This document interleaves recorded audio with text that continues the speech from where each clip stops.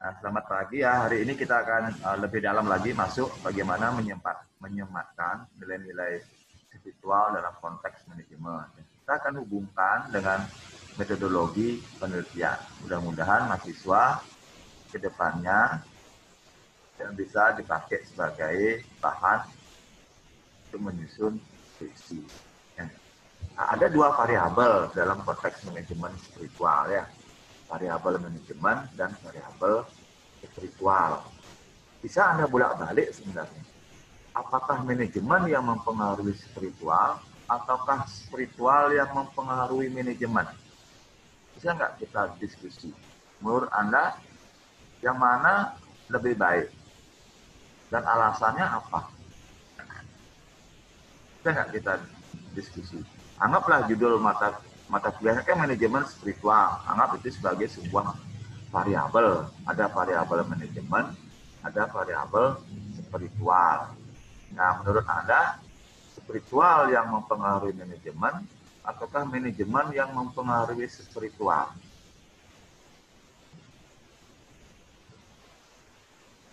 Ayo, ada yang mau sumbangsi nggak pemikiran?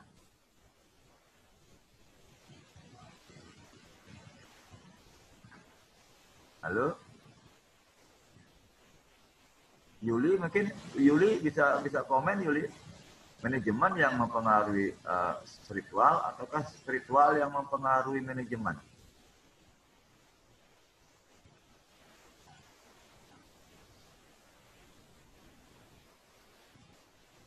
Mungkin Eka bisa bantu Eka?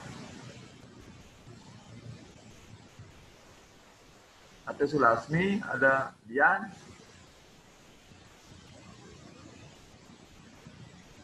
Ayo, siapa yang mau sumbangsi? Coba saya Pak. Ya, silakan. Kalau menurut saya sih itu tergantung kalau diambil dari individu Pak ya. Tergantung masing-masing sih Pak.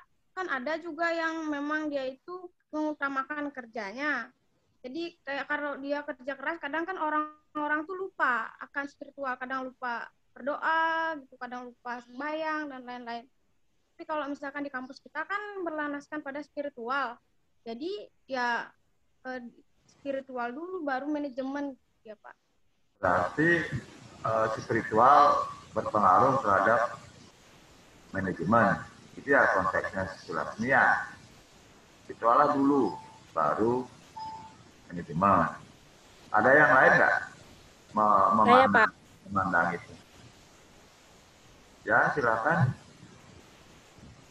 Kalau menurut saya itu manajemen yang mempengaruhi spiritual. Kenapa, Devi?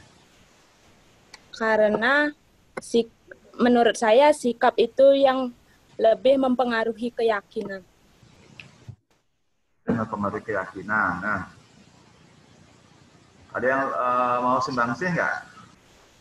Contoh saya ganti manajemen itu ya, kita turunkan kata manajemen itu. Anggap kita ganti dengan variabel motivasi. Motivasi ya, variabel turunan daripada manajemen. Terus turunan daripada variabel spiritual, kita asumsikan apa trihita karana lah atau trikaya parisuda gitu menurut Hindu kan, atau menurut ataukah nilai-nilai lokal, terserah Anda ya, diturunkan sedikit itu. Mau motivasi yang mempengaruhi trikaya parisuda ataukah trikaya parisuda yang mempengaruhi motivasi? Coba kita turunkan lagi sedikit, bolak-balik saja di sana biar lebih paham mahasiswa. Menurut Anda bagaimana? Coba kita ambil trikaya parisuda itu satu saja indikatornya. Indikator daripada trikaya parisuda kan ada 3 tuh. Ada pikiran, ada apa? Apa lagi? Perkataan. Ada pikiran, ada perkataan, ada perbuatan. Coba gitu. Benar ya? Nah, Nah, coba sekarang kita ambil satu indikator saja. Anggaplah kita ambil indikator pikiran lah. Pikiran yang mempengaruhi motivasi ataukah motivasi yang mempengaruhi pikiran? Kita ambil contoh saja. Pikiran yang mempengaruhi motivasi, Pak. Pikiran yang mempengaruhi Kenapa motivasi. kenapa gitu loh Hari? Ya, kalau pikiran kita udah tenang, baik, otomatis kita ada motivasi untuk melakukan hal-hal yang baik itu, Pak. Nah, terus kalau indikatornya perbuatan sekarang, itu kan indikator pikiran. Kalau indikatornya perbuatan yang mempengaruhi motivasi, ataukah motivasi yang mempengaruhi perbuatan? Motivasi, Pak. Perbuatan yang mempengaruhi motivasi. Perbuatan yang mempengaruhi motivasi. Kalau nggak ada motivasi, tidak ada berbuat. Kan bisa begitu kan? Ya. Motivasi. Ada yang lainnya mau sumbangsih? Motivasi nggak sih, Pak? Motivasi, Pak. Nah, begini. Nah, itu kan ada paradok kan, apa yang mempengaruhi apa. Kan gitu. Apa yang memproduksi apa. Kan begitu. Artinya, biar mahasiswa tidak bingung, mahasiswa harus dibingkai oleh teori ya. Tergantung teori apa yang Anda pakai. Apakah pikiran yang apakah perbuatan yang mempengaruhi motivasi, ataukah sebaliknya didukung oleh jurnal-jurnal hasil penelitian orang lain. Ya, apapun yang Anda bicarakan, hasil penelitiannya ada kok. Artinya apa? Sudut pandang kita kan, masing-masingnya berbeda kan. Ada yang bilang Kadek Ria kepinginnya perbuatanlah yang mempengaruhi motivasi. Kalau Eka, tidak. Motivasilah yang mempengaruhi perbuatan. Ya. Jadi di jurnalnya keduanya ada. Ya, itu kan berpengaruh. Apakah keduanya berhubungan bolak-balik? Ada juga kan jurnal yang menyatakan seperti itu. Apa artinya? Artinya ketika kita memasukkan nilai-nilai spiritual ke dalam konteks manajemen, ya sudut pandang kita bisa bentangkan sepanjang-panjangnya. Tergantung teori yang kita pakai dan dikuatkan oleh hasil penelitian orang lain. Saya kira gitu ya. Bisa dipahami ya, kita tidak mencari pembenaran di sana, ya, tapi kita mencari keilmiahannya. Kira seperti itu. Ada pertanyaan ya, contoh umpama Bayu ya, suara azan yang memanggil kita ke masjid, ataukah motivasi diri kita sendiri yang harus kita datang ke masjid? Kan bisa dibolak-balik kan variabelnya. Ada nggak Bayu di sini? Ada Bayu?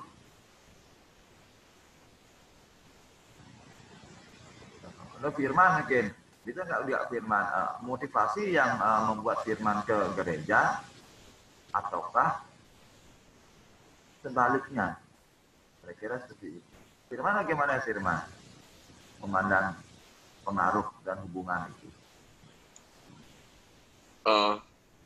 Kalau saya sih motivasi, Pak. Motivasi. Kenapa Firman? Soalnya pas motivasi ada, baru kita bisa berpikir kan. Gitu. Bukan berpikir nih ke gereja, Firman ke gereja. Contohnya gitu. Motivasi yang membuat Firman datang ke gereja, ataukah gereja yang memanggil Firman untuk datang ke sana? Menurut Firman, yang mana? Oh, kalau masalah ibadah ya motivasi diri sendiri, Pak. Motivasi yang membuat Firman datang ke gereja, gitu ya. Ya. Motivasinya coba kita turunkan lagi lebih dalam. Motivasi menurut Firman itu apa? Dalam konteks manajemen. Mengapa orang mau bergerak, Firman? Karena motivasi. Mengapa? Bagaimana orang itu bisa bergerak karena ada motivasi? Karena ada tujuan di motivasi itu, Pak. Nah, coba tujuannya dijelaskan sedikit. Variabel apa yang muncul di tujuan itu? Bisa nggak diturunkan? Itulah manajemen sebenarnya. Saya kasih 2 contoh ya. Apa yang membuat orang bergerak atau bekerja? Apa yang membuat orang mau datang ke kantor untuk bekerja? Karena ada dorongan. Dorongan itu kan motivasi. Kebutuhan apa maksudnya? Secara teori menjawab. Anda kan sudah belajar teori manajemen kan? Apa yang membuat orang mau bekerja ke kantor? Karena kebutuhan pangan sandang, Pak. Tuntutan, Pak. Dorongan akan kebutuhan mungkin, Pak. Dorongan akan kebutuhan ya. Apa yang membuat orang termotivasi? Keluarga. Bukan. Variabel manajemennya diperdalam. Tuntutan hidupnya. Teori tidak mengatakan itu. Keinginan mungkin tadi banyak yang menjawab ada keinginan dan ada kebutuhan gitu ya. Tahu nggak beda keinginan dan kebutuhan? Tahu, Pak. Apa coba? Kalau kebutuhan itu adalah hal-hal yang benar-benar kita perlukan urgent, kayak makanan, minuman, tempat tinggal, seperti itu, Pak. Sedangkan keinginan itu adalah hal-hal yang memang bisa kita nggak beli dulu gitu, Pak. Nggak kita ambil dulu gitu. Bisa kita nomor 2-kan lah. Terus kebutuhan? Mungkin kayak hobi, bukan hobi sih, Pak. Mungkin membeli hal-hal yang memang nggak terlalu kita butuhkan. Misalkan kita udah Hal-hal punya yang satu bisa HP, ditunda. pengen lagi punya 2, sebenarnya kan bisa punya 1 aja. Coba saya kasih contoh ya, biar lebih dalam lagi ya. Beras bagi orang miskin, keinginan atau kebutuhan? Kebutuhan. Beras bagi orang miskin, kebutuhan. Beras bagi orang kaya, Kebutuhan juga, Pak. Keinginan. coba Anda pikirin pelan-pelan. Beras bagi orang miskin,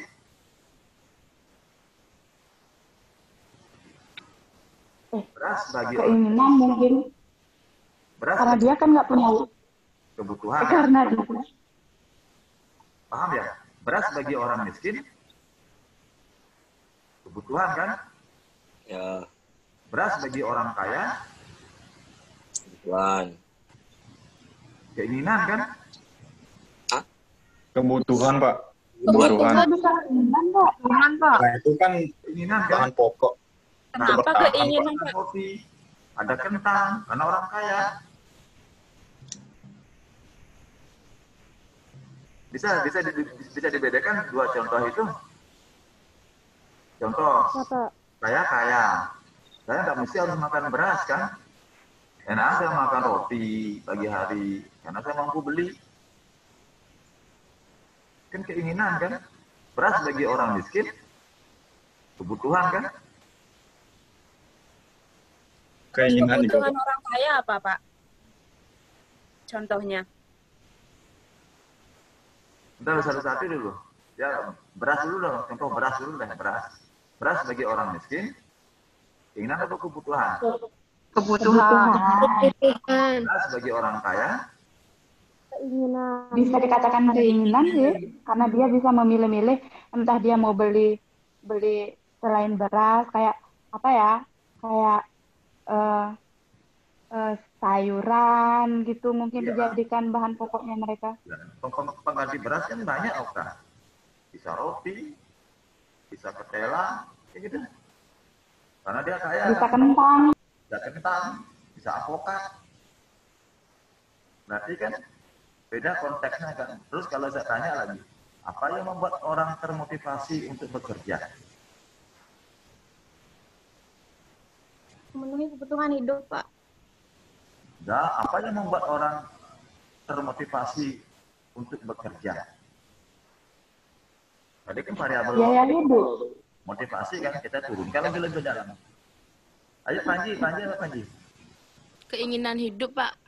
Mungkin keinginan untuk gini, Pak, apa tuh, meraih tujuan mungkin. Keinginan lagi. Kasih contoh ya. Ya, mungkin untuk kaya mungkin. Nah, saya kasih contoh pelan-pelan nih. Jadi mahasiswa harus dalam nih memahami lebih dalam konteks teori ya. Lebih dalam ini ya. Nah, saya kasih contoh ini. Yang membuat orang mau termotivasi untuk bekerja karena adanya insentif.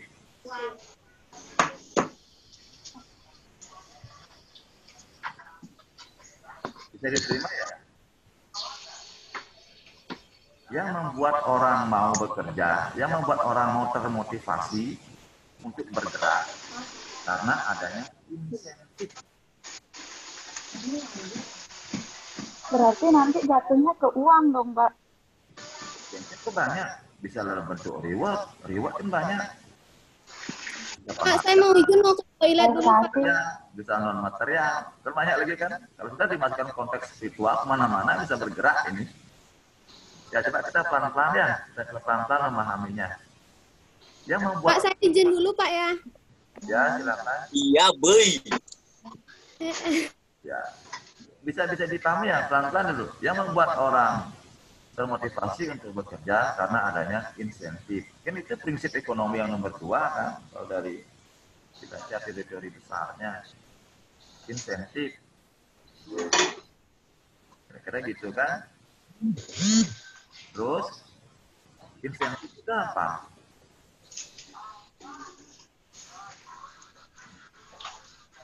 Ayo nah. Insentif apa insentif? Bonus, Pak. Bonus Tunjangan, Pak. apa? Tunjangan. Kayak Tunjangan. Nah, selalu kepalanya gitu ya. Ada tunjangan, ada bonus. Insentif selalu Reward mungkin. gitu kan. Apa? Reward mungkin. Tambahan kan. Ya banyak sekali kan indikatornya kan muncul kan. Jadi itulah saya maksud. Makanya hati-hati nanti dalam menulis secara ilmiah ya. Cocokkan dengan konteks yang ada di lapangan. Belum tentu indikator yang Anda pelajari di kampus itu ada di lapangan. Anda lebih percaya mana? Kertas ataukah lapangan? Lapangan. Lapangan. Bagaimana caranya teori Anda bawa ke lapangan? Dengan cara diaplikasikan, kita baca dulu teorinya apa, terus kita berpikir kalau dibawa ke lapangan, apa sih yang harus dikerjakan, kayak gitu. Kalau teorinya kotak, lapangannya bulat. Contoh ya, kalau teorinya kotak, lapangannya bulat. Diapakan itu teori? Yang mana Anda ubah? Lapangan Anda ubah atau ke teori Anda ubah? Teorinya disesuaikan, Pak. Kalau lapangan bulat, teori kotak, kita tinggal teorinya kita buletin gitu. Nah, gitu ya. Teorinya digunting, jadi bulat. Bisa ya?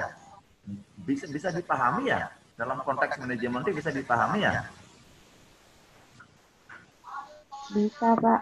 Bisa ya? Nah, seperti itulah caranya kita menyematkan nilai-nilai spiritual ke dalam manajemen atau sebaliknya nilai manajemen ke dalam nilai spiritual. Ya, jangan dipaksa ya. Jangan dipaksa seperti memperkosa begitu ya. Lapangan itu adalah fakta. Ya, jadi anggaplah teorinya dibuat di negara barat, sedangkan lapangannya ada di negara timur. Jadi kan apa yang terjadi di barat belum tentu terjadi di timur kan gitu kira-kira gitu kan ya. Jadi kita cocokkanlah nilai-nilai teori manajemen barat itu dengan fakta yang ada di lapangan. Nah, ya kita gunting teori itu. Ya, nilai-nilai spiritual juga begitu. Ketika kita sisipkan nilai-nilai spiritual dalam konteks manajemen ya, kita gunting juga nilai-nilai spiritual itu ya. Kira-kira gitu ya. Gunting bukan dalam arti dibuang kan tidak, disematkan, disisipkan, berdasarkan, berlandaskan.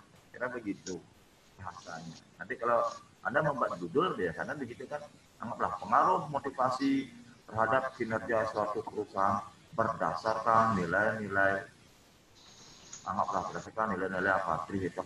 No, kan gitu. Ya gitu kan biasanya dicontoh-contoh kan. Kira gitu. Itu kayak kan gitu teorinya Williamson minggu lalu yang kita bahas. Ya. Sip ya. Tidak dipahami ya. Bisa, Pak. Nah, ada pertanyaan sampai di sana. Silakan.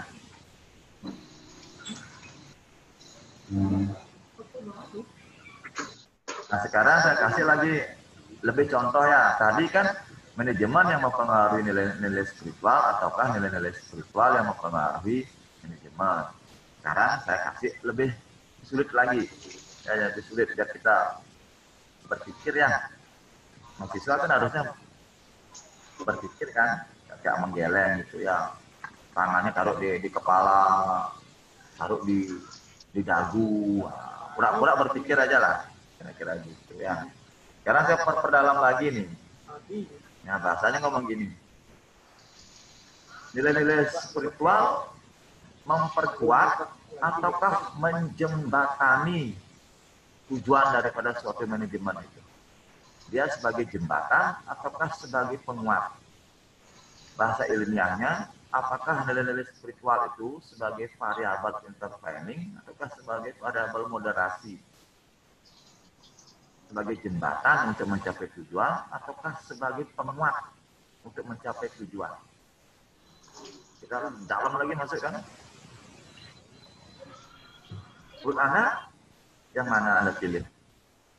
Contoh Bayu lah, nilai-nilai agama Islam sebagai jembatan untuk mencapai tujuan suatu perusahaan. Nah, jadi Bayu melihat nilai-nilai spiritual itu sebagai variabel intervening. Sedangkan mungkin Eka melihatnya bahwa nilai-nilai spiritual itu memperkuat manajemen untuk mencapai tujuan. Eka melihatnya sebagai variabel moderasi. Sedangkan Bayu sebagai variabel mediasi. Beda lagi kan? Kita masih lebih dalam ya. Tadi nilai-nilai spiritual mempengaruhi manajemen. Sekarang beda lagi konteksnya kan. Nah, menurut Bayu lebih memilih nilai-nilai spiritual itu baik agak nilai Muslim, baik Hindu, Kristen, Tionghoa dan lain-lainnya sebagai mediasi ataukah sebagai penguat untuk mencapai suatu tujuan manajemen.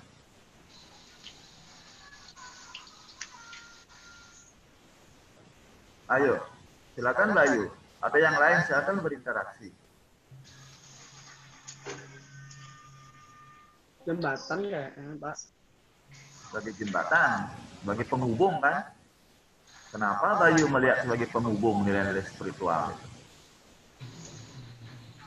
Karena apa-apa yang dihubungkan dengan spiritual bakal itu berjalan mulus, tujuannya bakal bagus gitu. Kalau jembatan kita kan sama di Islam setiap sholat itu berdoa, kita minta biar ditujukan ke jalan yang lurus, ke jalan yang benar. Jadi mungkin ya kayak gitu hidup adalah jembatannya agama sebagai jembatan untuk menuju ke akhirat biar masuk surga kayak gitu loh Pak, bukan untuk penguat, tapi untuk jembatan sih lebih tepatnya agama. Ada yang kalau di hidup ya, kalau di manajemen tuh mungkin satu kali itu juga. Kenapa? Ya Bayu silakan lanjut Bayu, silakan Bayu. Kalau di hidup seperti itu. Kalau manajemen ya jembatan juga, kalau kita apa-apa diawali dengan apa-apa berbuat sesuatu, berdoa, apa-apa dikesangkut pautkan dengan agama, kan pasti lebih gampang lah apa-apanya itu terlaksanakan, terwujud, karena semuanya melibatkan Tuhan. Nah, saya kasih contoh lagi. Doa sebelum makan ataukah doa sesudah makan? Dua-duanya Pak. Sebelum dan sesudah. Coba kita pahami lebih dalam lagi ya. Jadi kita pakai doa aja karena Bayu tadi contohnya doa. Jadi semua kita doa sebelum makan ada, doa sesudah makan ada. Yang mana Anda sering lakukan? Doa sebelum makan atau doa sesudah makan?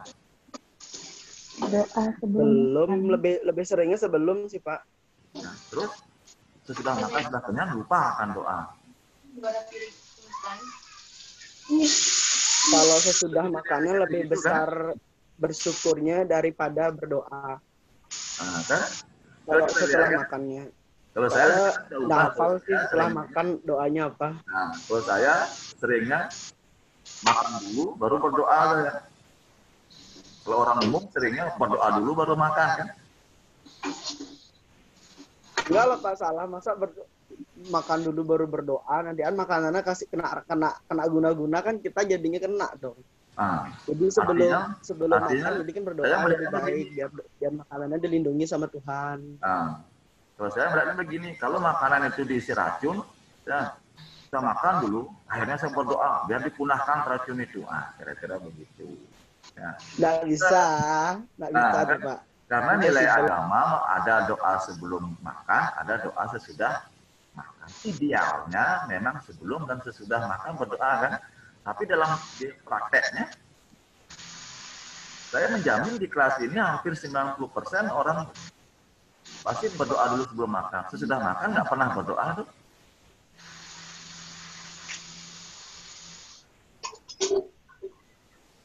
Begitu kan? Kalau sesudah makan itu berdoanya lebih kayak bersyukur, Pak. Nah, terus kalau sebelum makan?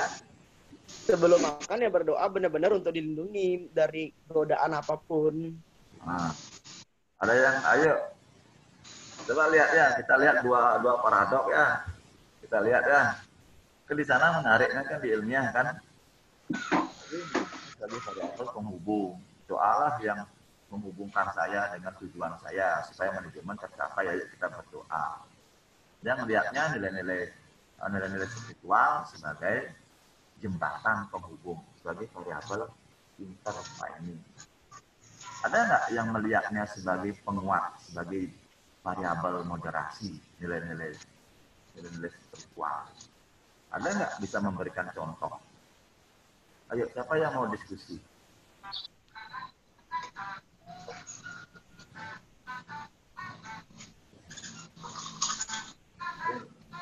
Silakan.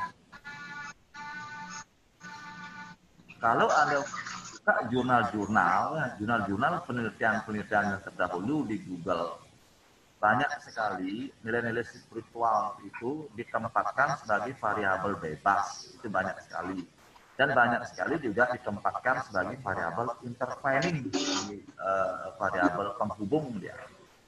Ya.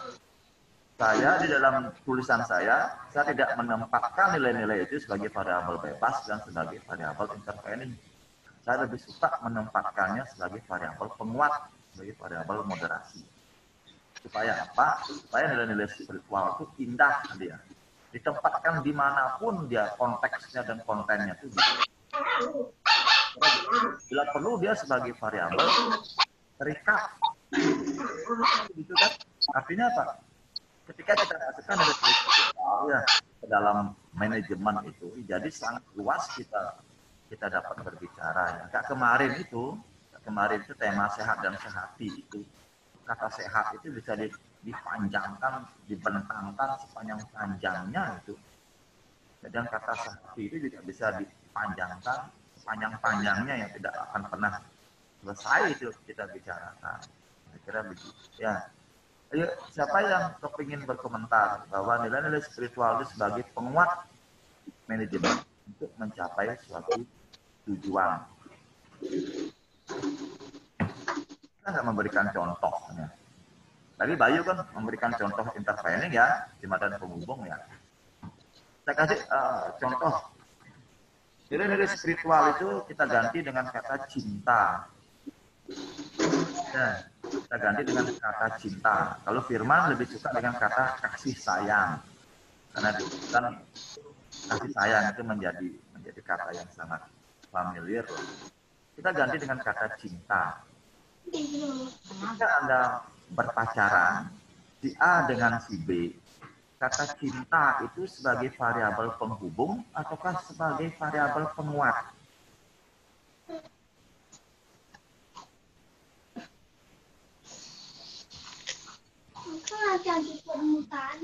Muat. Kenapa penguat? Kenapa penguat?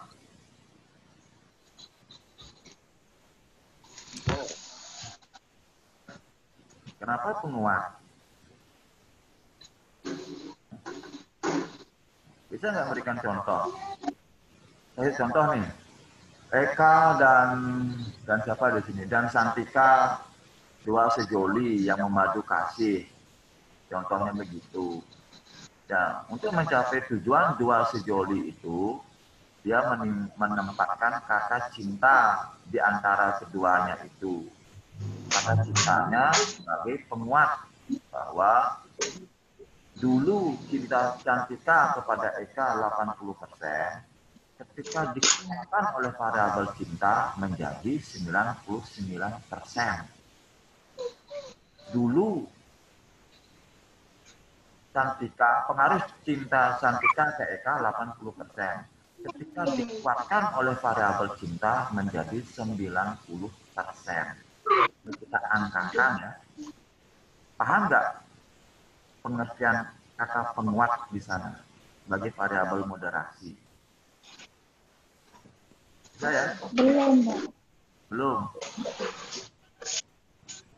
Iya. Ayo, bisa nggak anu kemana? Coba kadek Ayu. Kadek Ayu menempatkan cinta itu sebagai variabel penghubung ataukah sebagai variabel penguat dengan pacarnya Ayu? Yang. Ayo, silakan Ayu. Kenapa, Pak? Coba diulang, Pak. Ayu berpacaran dengan si siapa nih? Si B. Ya. Ayu menempatkan kata cinta di tengah-tengah hubungan Ayu dengan si B. Cinta itu Ayu letakkan sebagai variabel moderasi, sebagai variabel penguat antara hubungan Ayu dan si B. Berarti Ayu menempatkan cinta sebagai penguat. Dulu cinta Ayu ke B 80%, kita dikuatkan oleh anggaplah kasih sayang itu menjadi 90%. Bisa dipahami ya?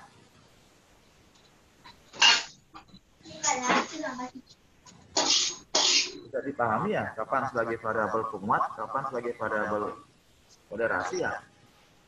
Seharusnya di kepala Bisa, Pak. tergambar bulat-bulat itu kapan dia berpengaruh, kapan dia sebagai variabel mediasi dan kapan sebagai variabel moderasi. Kan itu kan di teori di teori metodologi penelitian kan. Saya tidak pakai PowerPoint ya. Saya juga tidak pakai kertas gitu ya. Males saja ya, lebih baik interaksi langsung aja. Saya anggap mahasiswa semester 6 sudah paham itu. Bagaimana gambar variabel interven, bagaimana gambar variabel moderasi kan? Masih ingat ya? Atau lupa? Atau Anda nggak paham? Sebagai sebuah metodologi. Ini Pak, contoh lainnya Pak. Kalau penguat. Saya nggak kuat, saya gambarkan ya, saya pakai kertas, saya nggak punya kertas kosong ini. Ada yang ada kertas nggak? Nanti saya ambil kertas ya. Anak-anak jadi betah jikalau orang tuanya hubungannya baik gitu loh Pak. Kan jadi penguat ke orang tua di dalam rumah. Bukan jembatan sosok orang tuanya. Bisa nggak Pak? Bisa, apapun bisa kita gambarkan ya. Yang ilmiah itu ilmiah itu bukan mencari pembenaran, tapi mencari sebuah argumen, mencari sebuah sudut pandang ya. Dari mana kita memandang itu dan semua ada teorinya. Saya coba cepat-cepat nih, terpaksa saya gambar kayak anak TK jadinya. Bisa lihat nih. Bisa lihat nih ya. Bisa, Pak. Nilai spiritual, manajemen. Nilai spiritual berpengaruh terhadap manajemen. Paham ya? Saya ganti lagi.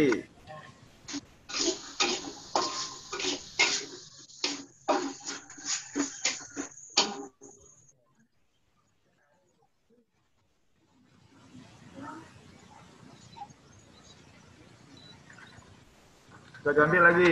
Yang kedua, gambar kedua. Manajemen untuk mencapai tujuan harus melalui jembatan nilai-nilai spiritual. Ya, untuk mencapai ini, dia harus ke sini dulu. Kira-kira gitu. Paham ya? Paham. Saya gambar lagi ya.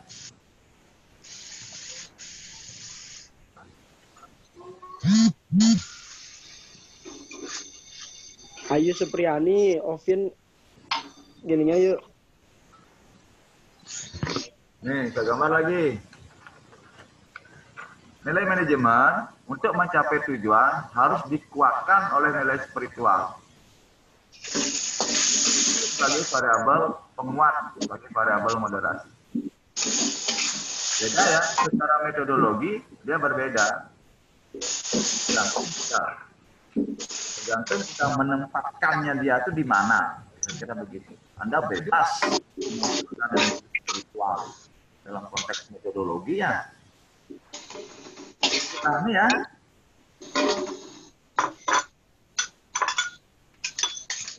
Ya. Bisa, Cantika bisa. Saya tanya Cantika nih. Cantika menempatkan nilai spiritual itu lebih serat sebagai variabel moderasi, ataukah sebagai variabel bebas, ataukah sebagai variabel jembatan penghubung. Ataukah Anda balik? Ya, baliknya begini ya. Nilai spiritual sebagai variabel bebas untuk mempengaruhi manajemen. Ya, tak TK aja ini. Dia sebagai variabel bebas ya. Sekarang nilai-nilai spiritual itu. Jadi nilai-nilai spiritual itu Anda taruh dimanapun dia relevan sebagai sebuah metodologi. Nah, makanya kemarin Pak Oke tuh jangan tanya aja nanti Pak Darmo itu kan gitu dia di seminar itu kan. Jadi saya sekarang akan membolak balik variabel-variabel nilai spiritual itu yang mau Anda taruh dia sebagai variabel bebas yang jatuh dari langit juga silahkan. Mau Anda kejatuhan langit itu Anda bumikan, ya Anda bumikan dia sebagai variabel tujuan juga oke, sebagai variabel penghubung jembatan juga oke, sebagai variabel penguat moderasi juga oke. Saya kira gitu ya. Jadi dia mempunyai lentur lah nilai-nilai spiritual itu. Ya. Kira-kira begitu ya. Tergantung sudut pandang kita melihatnya, keruncingan kita melihatnya, dan kedalaman kita melihatnya. Kan begitu cara kita menghargai nilai-nilai spiritual. Bukan dalam rangka untuk mencari pembenaran. Saya kira gitu. Tapi dalam rangka untuk memindahkan nilai-nilai spiritual itu ya sebagai metodologi. Bukan sebagai pembenaran. Saya kira begitu. Bisa diikuti sampai di sana dulu. Cukup berat pelajaran hari ini loh. Ya. Bisa diikuti bro. Bisa. Bisa, Pak. Nah, sekarang saya tanya, ketika saya jelaskan itu keempat metodologi nilai-nilai spiritual itu, Anda lebih seret. Siapa saya tanya ini? Angga, saya tanya Angga nih. Angga lebih memandang nilai spiritual sebagai variabel apa? Angga.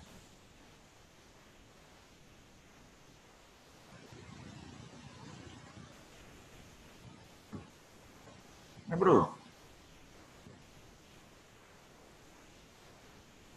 Ini nyari Angga ya. Cantika mungkin Lohari. Okta, silakan. Okta lebih memandang nilai spiritual ya. Ketika saya gambarkan 4 gambar itu lebih ke arah mana? Nilai spiritual sebagai jembatannya, Pak. Sebagai?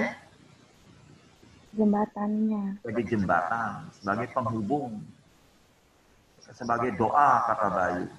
Kalau sekarang doa itu saya ganti dengan kutukan. Lawan doa kan kutukan kan. Coba kita lihat paradoksnya sekarang. Kalau nilai spiritual kita anggap sebagai kutukan, Anda taruh sebagai variabel apa? Kalau kutukannya bagus ya mau Pak, tetap jadi penghubung. Yeah. Kalau kutukannya buruk, variabel gini aja pakai bebas aja. Nah kan, sering di masyarakat kutukan itu kan selalu jelek kan, makanya mahasiswanya harusnya cerdas sebenarnya ya. Kayak contoh ya kutukan ya. Ya kutuk Anda, semoga berbahagia dengan dia selamanya. Ini cepat kan, bagus kan? Daripada kita berdoa. Saya doakan dia supaya berbahagia. Ngantri panjang, terus doa itu lebih baik kutukan, karena langsung bekerja. Coba lihat di film-film, saya kutuk Anda jadi batu, langsung jadi batu. Lebih baik kita kutuk aja kan? Contoh, saya kutuk Firman supaya dia cepat kaya.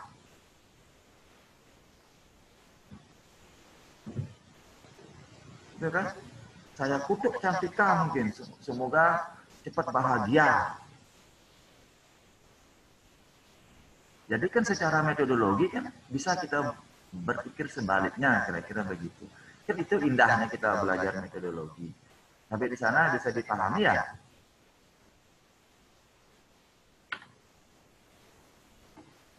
Bisa. Saya, Nesa putar-putar aja kepalanya mahasiswa ya. Lagi berdoa, lagi ngutuk ya. Mulai sekarang. Tapi kalau kutuk sama berdoa beda, Pak. Berdoa itu diganti dengan yang positif, kutuk itu yang negatif, gimana? Ya, sekarang saya mau mahasiswa memahami kutukan sebagai metodologi. Doa sebagai metodologi. Saya kira gitu Bayu. Bisa ya melihat indahnya kutukan ya? Tergantung kutukan tetap, Pak. Iya, kan tadi saya bilangnya, saya kutuk Bayu. Semoga cepat bahagia, sehat, walafiat selamanya. Itu nggak marah kan? Tapi kalau kutukan kan kebanyakan pasti sudah negatif, Pak. Ya, makanya tugas Okta sekarang membersihkan negatif kutukan supaya berpengaruh positif. Oke, bagus kan? Oke, saya kutuk sekarang Okta ya. Saya kutuk Okta supaya selalu bahagia, selalu cepat kaya, sehat lahir dan batin. Saya kira gitu kan? Kalau gitu kutukannya, Pak. Kutukan kan bagus Okta, langsung terjadi kan? Belum tentu sih juga. Ya, daripada berdoa, doa kan ngantrinya panjang. Coba lihat aja di film-film lah. Ya, ada ibu-ibu marah kepada anak kandungnya karena saking sekolnya dikutuk menjadi batu, langsung jadi batu. Jadi saya sangat menghargai kutukan itu cepat sekali terjadi gitu. Kalau ibu Kutukan berdoa, itu panjang, tuh berdoa. Itu kan keluar hanya karena ada film, kebencian, Pak. Baru keluar kutukan, kalau enggak. Oh gitu. Kalau saya ubah sekarang. Kalau saya lagi benci, saya akan berdoa. Kalau saya lagi baik, saya akan kutuk. Kan boleh sah-sah saja sebagai metodologi kan?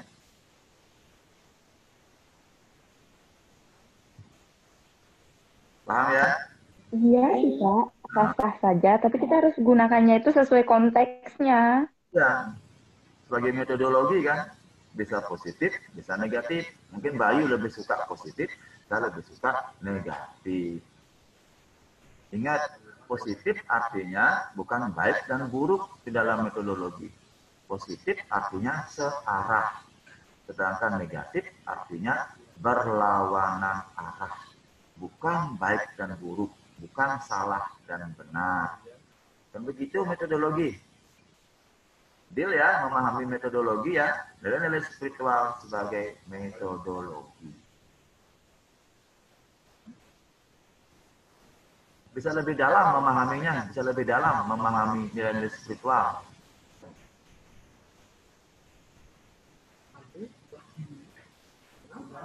Ya, lebih suka jadi pemain atau lebih suka jadi dalang di belakang layar? Kenapa, Pak? Lebih suka jadi aktor atau lebih suka jadi sutradara? Sutradara. Nah, berbeda-beda sudah kan? Sutradara, Pak. Bayu lebih suka jadi sutradara, Devi lebih suka jadi sutradara, Okta lebih suka jadi aktor yang lenggak-lenggok di depan layar, sedangkan Bayu lebih suka bermain di belakang layar yang tidak kelihatan. Jadi Bayu sebagai dalang, Okta sebagai wayangnya yang bisa dimainkan ke sana ke sini. Kan begitu kan artinya kan? Tapi Okta yang mendapatkan popularitas yang lebih tinggi. Bayu tersembunyi di balik layar. Bisa dipahami ya? Bisa. Bayu, Bisa, Pak. kenapa Bayu lebih suka di belakang layar yang tidak kelihatan, Bayu? karena lebih suka mengatur daripada diatur. Okta, kenapa suka di depan layar daripada di belakang layar? Karena lebih suka bergerak dan bisa dipandang orang. Oh, ini loh potensi saya, kayak gitu. Ya. Artis lebih suka di depan layar kan, sedangkan sutradara lebih suka di belakang layar. Apa kesimpulannya?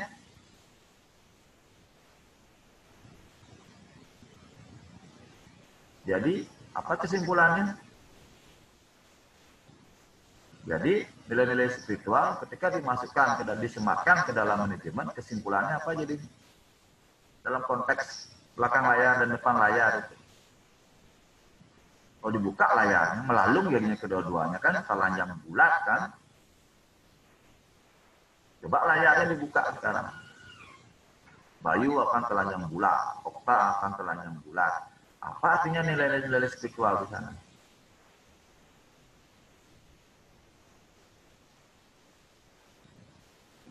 Ya, coba Devi. Apa bedanya Devi? Apa bedanya Devi ketika telanjang bulat sama pakai baju hari ini? Kalau telanjang bulat kan malu Pak, kalau udah pakai baju kan pasti lebih pede gitu. Di depan orang umum? Iya Pak. Kalau di kamar sendiri? Tetap juga pakai baju. Apa artinya itu? Di pantatnya Devi itu ada bopeng yang besar itu ya. Mungkin kurap, mungkin bisa bulenan atau bisa tanda lahir itu ya. Tadi contoh yang vulgar aja lah ya. Mungkin Devi di depan TV-nya ada tompel ya. Karena dia nggak pede, dia operasi tompel itu, atau dia tutup dengan paku apa, pamor apa istilahnya? Cewek apa namanya? Pakai TV itu kan? Foundation, Pak. Pupur. Dia tempel pupur. Bedak. Padahal tompelnya tidak hilang kan?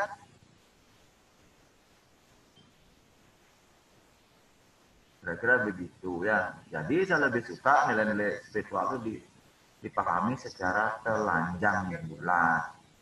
Telanjang dalam arti nilai-nilai spiritual memberikan nilai-nilai kejujuran yang sangat otentik. Habis itu apa? Yang original, nah, yang apa adanya, bukan ada apanya. Kira-kira gitu kan, nilai-nilai spiritual kan harus ditelanjangi bulat kan. Biar apa? Biar tidak ternoda dia.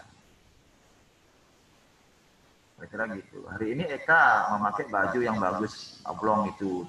Ya padahal di tubuhnya mungkin ada tato di sana. Tato nama si A sebagai pacar saya yang pertama. Kan itu orang tato kan.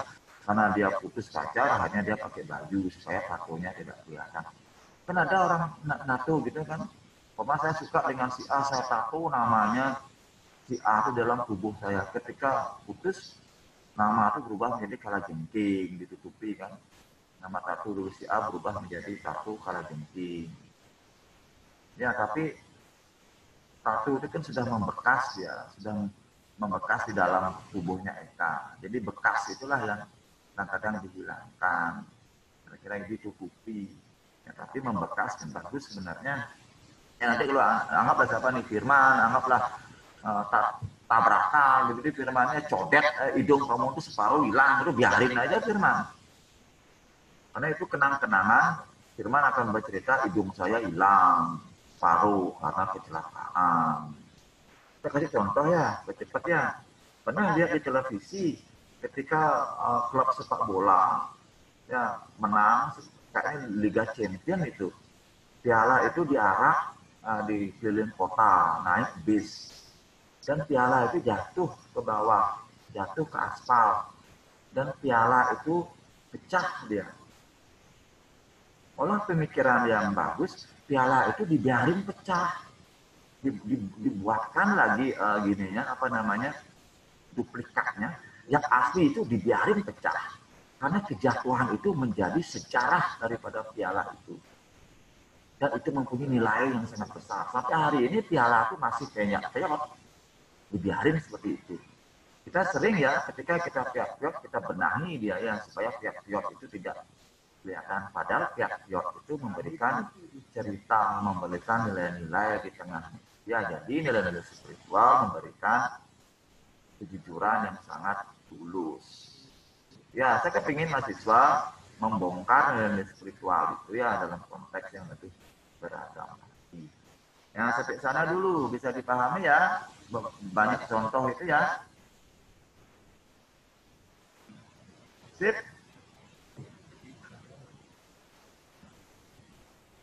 Ada pertanyaan nggak? Sampai sana dulu. Sip, Pak. Ada pertanyaan? Lohari, Kadek Santi, Cantika, Eka, Okta, Sulasmi, Yumiase. Ada pertanyaan? Bayu, Ani?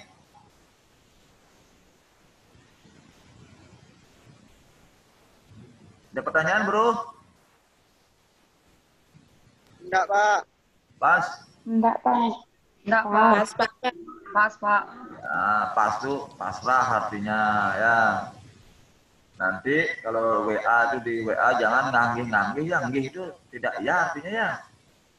Maka kalau saya WA tuh Anda jawab nggih Pak, nggih Pak, nggih itu bukan ya artinya. Nanti kita pelajari lah ya yang benar gitu ya. Selama ini mahasiswa salah kaprah selalu nggih Pak, nggih itu artinya bukan ya.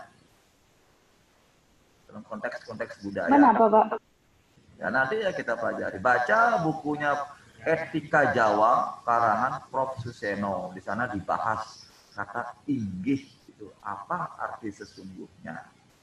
Jadi selama ini kita palsu sebenarnya mengatakan inggih itu. Contoh, saya memerintahkan kepada Okta, baca buku ini Okta. Okta bilang, inggih Pak. Wang saya tahu, itu jawaban Okta tidak akan pernah baca buku itu. Itu arti inggih Okta. Tapi sebenarnya kalau di Bali inggih itu kan iya, Pak. Bang, coba dibaca nanti. Nanti kita bongkar ya minggu depan ya. Sip ya. Itu Sebenarnya kata inggih itu punya Bali atau punya Jawa sih, Pak? Jawa. Tapi kita kan tinggal di Bali, Pak. Coba saya tanya nih, Okta asalnya dari mana Okta? Tunjung. Jawa kan? Bali. Jawa. Japait. Kenapa sih Jawa, Pak? Ya, nanti kita Kan bahas. Bali. Ya, nanti kita bahas ya. Apakah kita apa namanya tuh?